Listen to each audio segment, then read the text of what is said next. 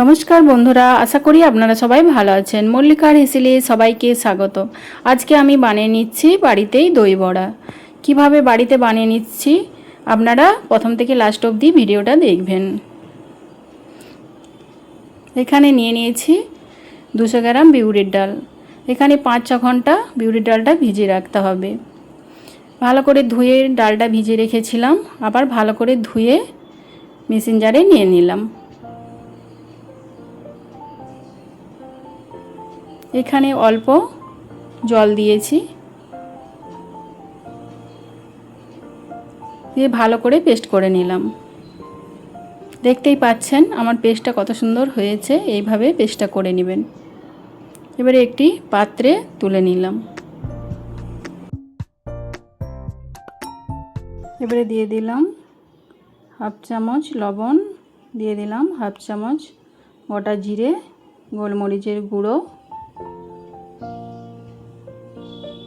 দিয়ে দিলাম ধনেপাতা কুচি, কাঁচা লঙ্কা কুচি, আদার কুচি, দিয়ে দিলাম এখানে মৌরি, গোটা মৌরি দিয়েছি, দিয়ে ভালো করে ফাটিয়ে নিতে হবে। দিয়ে দিলাম হাফ চামচ বেকিং পাউডার, দিয়ে ভালো করে যত ভালো করে ফাটানো হবে তত বড়াটা খুব সফট হবে।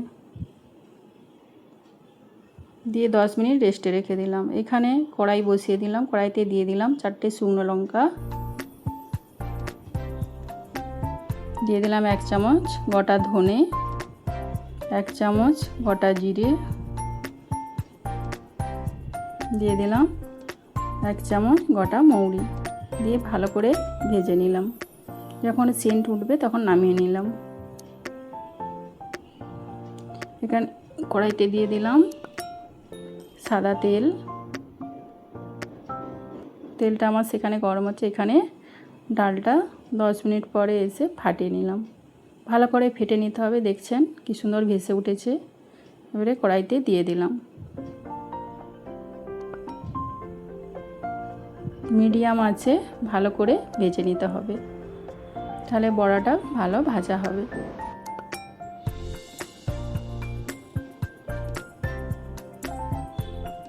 এইভাবে ভালো করে লাল লাল করে ভেজে নিতে হবে।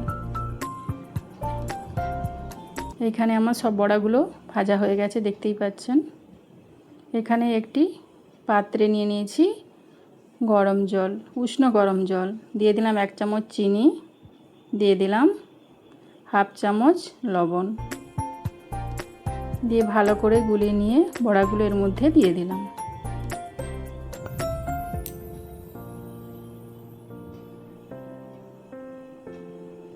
এখানে একটি কড়াই বসিয়ে দিলাম। কড়াইতে দিয়ে দিলাম সাদা তেল, দিয়ে দিলাম কালো সরষে, আর দিয়ে দিলাম হাফ চামচ গোটা জিরে।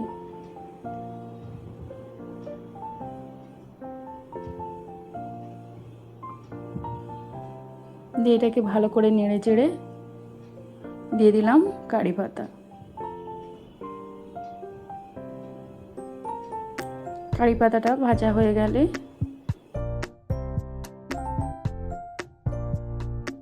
নামিয়ে নিলাম। এখানে যে বড়াগুলো ঢেকে রেখেছিলাম তার মধ্যে দিয়ে দিলাম। এবারে এটা আধ ঘন্টা রেস্টে রেখে দিতে হবে। এখানে একটি পাত্রে নিয়ে নিয়েছি টক দই, দিয়ে দিলাম বিট লবণ হাফ চামচ, দিয়ে দিলাম চিনি, দিয়ে দিলাম 2টো বরফের টুকরো। বরফের টুকরোটা দিলে এখানে দইটা জল কাটবে না।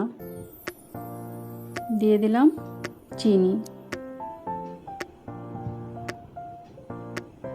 এখানে আমি প্রথমে 1 চামচ চিনি দিয়েছিলাম, আবার 1 চামচ চিনি দিলাম। আমি চিনিটা গুঁড়ো করে রেখেছিলাম। এইখানে এবারে বড়াগুলো চেপে চেপে দিয়ে দিতে হবে। আমি এই পাত্রে কিছুটা আগে দই রেখেছি, আবার কিছুটা দই বাটিতে অন্য বাটিতে ঢেলে রেখেছি। এটা বড়া দেওয়ার পরে আবার দিতে হবে। এইভাবে বড়াগুলো চেপে চেপে জলটা বের করে দিয়ে দিতে হবে।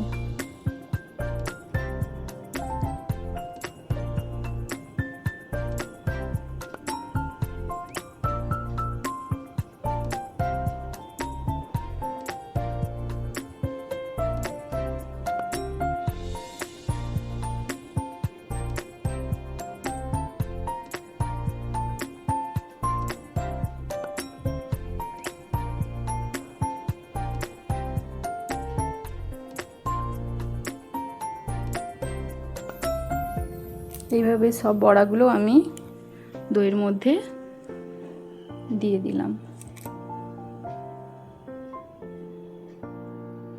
এবারে যে বাটিতে দইটা ঢেলে রেখেছিলাম এর উপর থেকে দিয়ে দিলাম।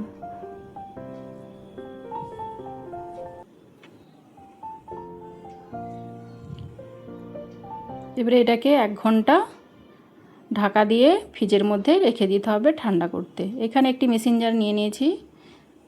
এবারে এখানে গ্রিন চাটনিটা বানিয়ে নেব। এখানে নিয়ে নিয়েছি ধনেপাতা, পুদিনা পাতা, কাঁচা লঙ্কা, আদা আর রসুন দিয়ে একটু পেস্ট করে নিলাম। দিয়ে দিলাম দইটা আমি ফ্রিজে রেখেছিলাম, বরফ হয়ে গেছে, সেটা দিয়ে দিলাম। এখানে বরফ আর একটু দই দিলে খেতে খুব ভালো লাগে আর কালারটাও সুন্দর থাকে। এখানে আমি তেঁতুলের চাটনিটা বানিয়ে নিলাম। এখানে তেঁতুল নিয়ে নিয়েছি বাটির মধ্যে, দিয়ে দিলাম, গরম জল দিয়ে ঢেকে রেখে দিলাম। এখানে 5 মিনিট পর আমি ভালো করে মেখে নিলাম।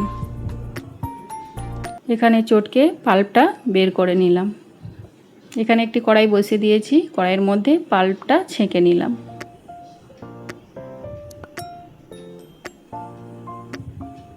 এখানে দিয়ে দিলাম 1/2 চামচ বিট লবণ, দিয়ে দিলাম 1/2 চামচ রেগুলার সাদা লবণ, দিয়ে দিলাম 1/2 বাটি চিনি, দিয়ে দিলাম 2টো শুকনো লঙ্কা, 2টো তেজপাতা আর অল্প একটু আদা গ্রেট করে দিলাম।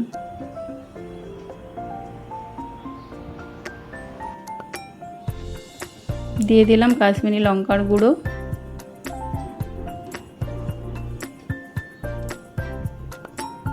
এখানে কালারটা সুন্দর আসার জন্য আমি 1/2 চামচ কাশ্মীরি লঙ্কার গুঁড়ো দিয়েছি। প্রথমে 1/2 বাটি চিনি দিয়েছিলাম, এখানে আরও চিনিটা লাগবে, তাই 1/2 বাটি আবার মোট 1 বাটি চিনি দিয়ে দিলাম। এখানে দিয়ে দিয়েছি 2টো এলাচ, একটা দিয়ে দিয়েছি দারচিনি। এইভাবে রান্না করে নিতে হবে। এইভাবে ভালো করে ফুটে ফুটে রান্না হয়ে এসেছে আমার। এখানে রান্নাটা হয়ে গেছে। এখানে দিয়ে দিলাম যে মশলাটা করে গুঁড়িয়ে রেখেছিলাম, এটা 1 চামচ দিয়ে দিলাম। এবারে একটি বাটিতে ঢেলে নিলাম। দেখতেই পাচ্ছেন এইভাবে রাখলে এটা আবার বসে যাবে। এখানে একটি প্লেটে তুলে নিয়েছি, বড়া দিয়ে দিলাম, গ্রিন চাটনি যেটা করে রেখেছিলাম আগে দিয়ে দিলাম, এখানে যে তেঁতুলের চাটনিটা বানিয়ে রেখেছিলাম সেটাও দিয়ে দিলাম। এবারে দিয়ে দিলাম মশলার গুঁড়ো, দিয়ে দিলাম ঝুরি ভাজা,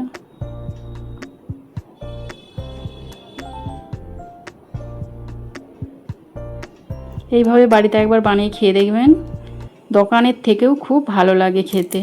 আশা করি আপনাদের এই রেসিপিটি ভালো লেগেছে। ভালো লেগে থাকলে একটি like, comment, share and subscribe করে দেবেন আর পাশে থাকা বেল আইকনটি প্রেস করে দেবেন, তাহলে নিত্য নতুন ভিডিওগুলি আপনাদের কাছে পৌঁছে যাবে। আপনাদের কাছে রিকোয়েস্ট রইল এইভাবে রান্নাটা করে একবার বাড়িতে খেয়ে দেখবেন, সত্যিই খেতে খুব ভালো।